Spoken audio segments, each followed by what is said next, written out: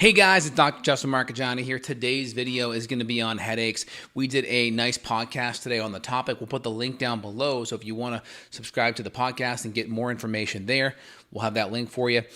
So we're going to talk about headaches, the structural, the chemical, and some of the nutritional causes of headaches. Before we do, make sure you smash that like button. Really helps the search algorithm. Also, put your comments below and make sure you share with friends and family. All right, let's dive in. So headaches, we have different kinds of headaches. We have cluster headaches, we have migraines, tension headaches. We have headaches that can be caused from lots of different root cause reasons. The type of headache doesn't necessarily matter too much to me. I mean, of course, like migraines and cluster headaches can be more debilitating, but the root cause for some of these headaches could be similar.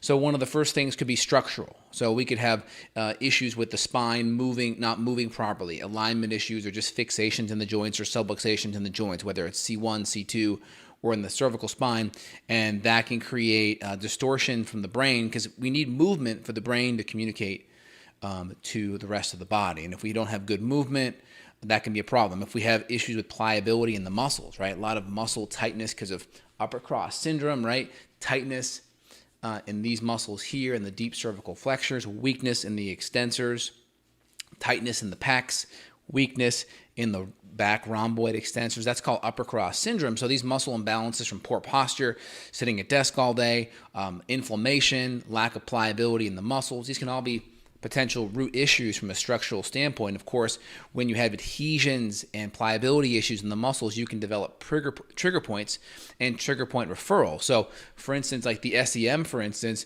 you could have trigger points along the SEM here, and that could refer up to the head and around the eye area, right? So trigger points could manifest in different areas than where the trigger point's actually in. So soft tissue work and myofascial release or active release technique can be helpful.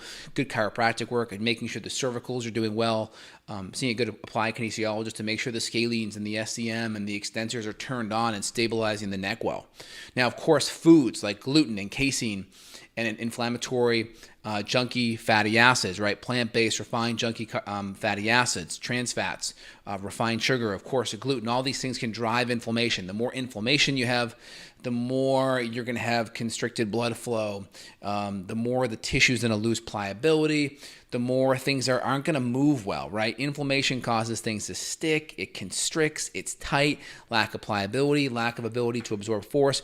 So you're more likely to have issues in the joints when things are sticky, not pliable, not absorbing force, and lots of inflammation. So the joints can play a big role with a lot of the inflammation, right? So a lot of diet stuff plays a big role. Of course, just certain nutrients, like having adequate B1, B2, B3, B6, right? Thiamine, riboflavin, niacin, pyridoxal 5-phosphate, right? Really important nutrients, magnesium, CoQ10, right? These really help the brain work. They really help with headaches. When these nutrients are low or deficient, you can see more headaches. So just eating more processed food, not having a nutrient-dense, anti-inflammatory, low-toxin diet can drive these things. And then, of course, hormone issues. If you're a female and you notice headaches happen around ovulation or pre-menstruation, there could be estrogen dominance issues, low progesterone, hormonal fluctuations that could be driving a lot of these headaches. So you have to look at the hormones. That plays a big role. If you're having symptoms that are non-cyclical, right, meaning not based on your female cycle, but they're just happening day in, day out, there could be blood sugar issues, right? Dehydration issues, lack of minerals. When your blood sugar goes up and down, you can actually have lots of adrenaline and stress hormone release, and that can easily be driving some level of inflammation in the body, and you could be having a headache because of it.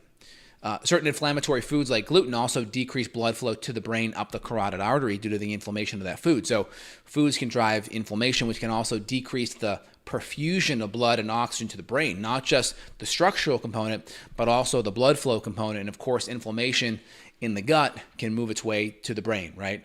That's called, bacterial lipopolysaccharides, bacterial endotoxins, gut infections, gut permeability. Things go from the gut into the bloodstream.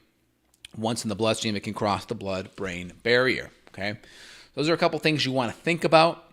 You really want to get to the root issue. People have different underlying root issues all the time.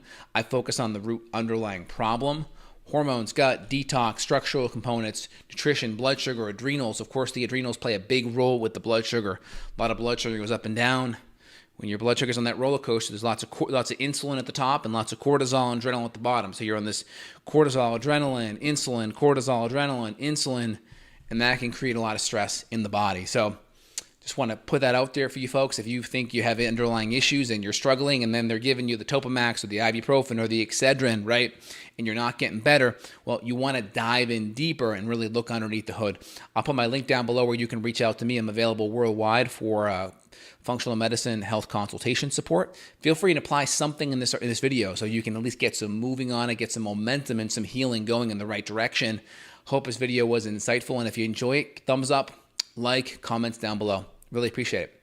All right, let me see if I have any questions here to dive in on off the bat. Let's see. Headaches stink, especially some with health anxiety. I do wood flooring. I'm hunched over all day, head leaning forward. Yeah, that's tough. That could definitely be a big factor. So someone like yourself, you're going to want to make sure you're seeing a really good massage therapist, probably weekly, maybe a good chiropractor too. And you probably want to have some really good structural or some good postural exercises to do to help kind of keep that dial in. I mean, I would just say if you're bent over, still try to keep a relative neutral spine when you're working and doing things, just so you're not overly hunched, but you're keeping that good neutral spine. So just do your best on that. Swollen right supraclavicular all of a sudden. I can before conventional med tells me everything is cancer. Could chiropractic help? Yeah. I mean, you got to get to the underlying reason why. Absolutely. I mean, if it's lymphatic stuff, that could be from other things, but got to look at the underlying issues. Okay, excellent. All right, I don't see any other questions today on the topic, so I hope you guys today enjoyed today's video. Comments down below, and take a look at today's podcast. Hope you guys enjoyed. Have a good one. Take care, y'all. Bye.